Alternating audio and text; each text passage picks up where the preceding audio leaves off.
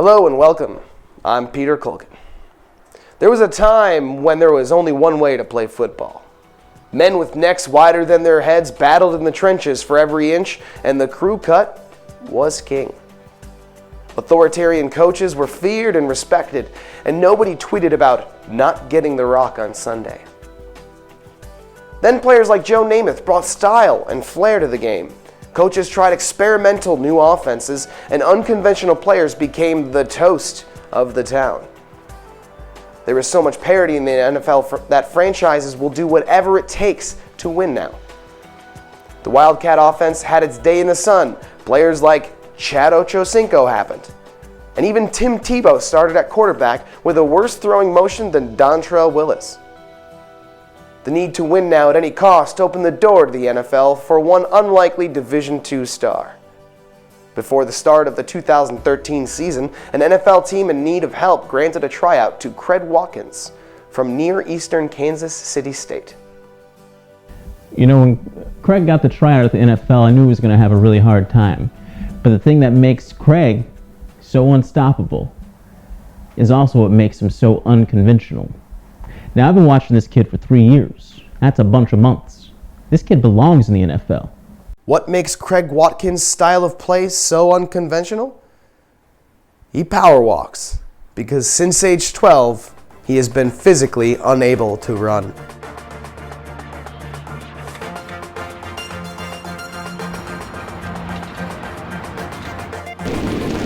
I'm Craig Watkins, but they call me Power Walkins. The foul line, a shot on Elo, good! The Bulls win! Touch 'em all, Joe. You'll never hit a bigger home run in your life.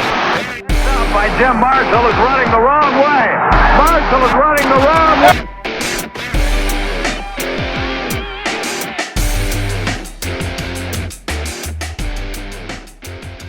Everyone remembers the first time they saw Power Walkins. They were walking from the locker room to practice when one of my assistants yells at them to hustle up. So everyone broke into a jog, but Craig started power walking.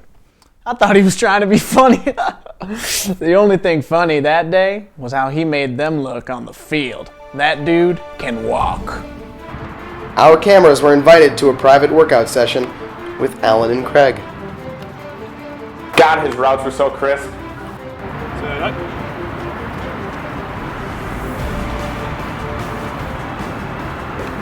You know what really impresses me about your situation, Craig, is that you never let your injury come between you and your brother's relationship. That's pretty cool.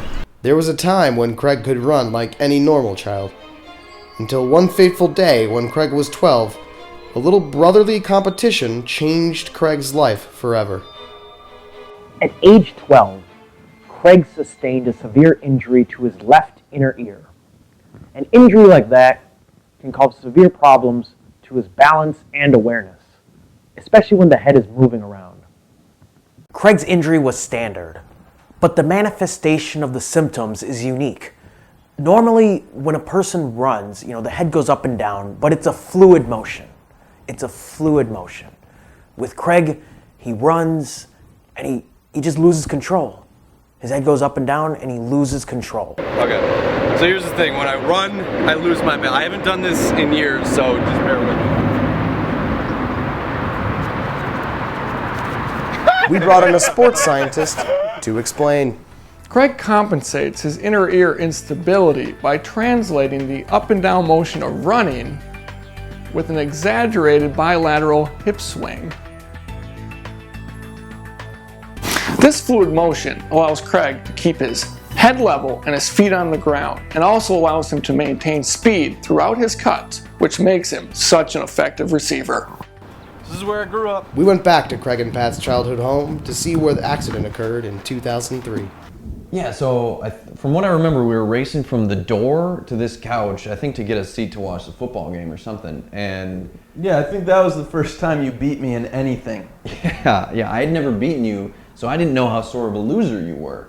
So I think I taunted him with something like, looks like I'm Ricky Williams and you're more like Willie McGinnis. Yeah, so naturally I retaliated. More like Wet Willie McGinnis.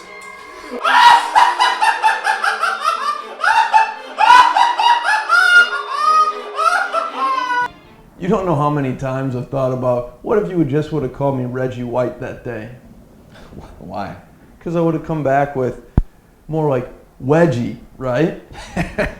I like that. I see what you did there. Yeah, no, but seriously, in my opinion, Craig wouldn't have gotten this far in his football career without that injury. It really has given him something to prove. In my expert opinion, Craig's injury is the only thing keeping him from playing in the NFL. We tried everything. Western medicine, Eastern medicine, Midwestern medicine. The sports psychologist eventually even tried to steer him towards fake sports, don't involve any running, like golf and darts. But for Craig, it was football or nothing. But it wasn't until his senior season in high school that a coach saw Craig's potential at receiver. Now here's this kid. This little kid who can't run, but he wants to be on the team more than Rudy, I was telling you. So naturally, we buried him on the interior line on the bench. He never saw the field. Now he's been working hard all off season. First day of camp, he's out walking some of our receivers during sprints. I almost did a spit take. So my senior season, our first game is an away game against one of our longtime rivals. And historically, we've been able to take advantage of them with some combo routes out of the slot position, which is where I had been practicing. So as it gets closer to game time, I realize Coach Peterson's actually gonna let me play. His first play at wide receiver, people didn't know what to think. Then people started to laugh. Coach told me straight up, they might laugh at you. But you know what? Winning shuts everybody up. He was right. Then by the second quarter, the laughs turned into boos. They were furious. They couldn't stop Craig. He was literally walking all over them. Craig caught 9 passes for 147 yards in the first half. In the second half, Craig faced double coverage every play. Using Craig as a decoy, the team rushed for 201 yards. That Sunday, the paper ran a full-page spread on me with the title, Power Walkins. Then after that, Coach Peterson assured us that a friend of his from Division II was very excited about Craig. Did you originally want to recruit Craig? Are you kidding me? I need you to tell me, are you kidding me? Because the answer is no. A player who can't even run? That's a joke. Now I knew Craig could only succeed with a coach that knew how to utilize him. And I knew if Coach Jackson watched film with Craig, he'd be sold. Now this kid can be a powerful weapon if you know how to use him. With great power comes great responsibility. And his high school coach Peterson saw that. He saw that his first few steps were quicker than most receivers. Craig could close that cushion and get into the break faster than most defenders are used to seeing. So they went to Craig until the defense had to double team him. That opens up the offense. Trust me, I'm a coach. For 3 seasons, Craig led all of Division II in receptions and yards, but had the lowest yards after the catch of all time. No, it didn't surprise me at all that Craig didn't get into the combine, even with the numbers he put up. So a certain NFL team gave Craig a tryout, but they told us to keep it quiet because they didn't want to be the laughing stock of the league. I mean, grow up. Yeah, I mean, I had a good tryout, and I think I was able to take advantage of their defense a bunch of times. Yeah, but the NFL team came back and told us they didn't think that Craig could withstand the hits from the NFL. I mean, unbelievable. I mean, seriously, can't take the hits?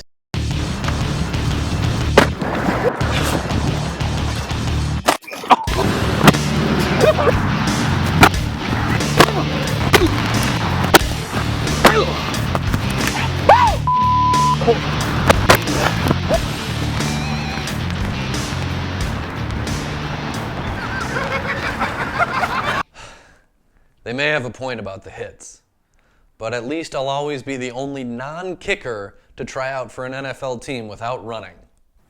Craig still trains in hopes of another NFL tryout, but he started coming to terms with his limitations. With his pro football hopes dimming, Craig has turned his efforts to one of his other passions: educating children about the dangers of ear injuries and how to properly clean their ears.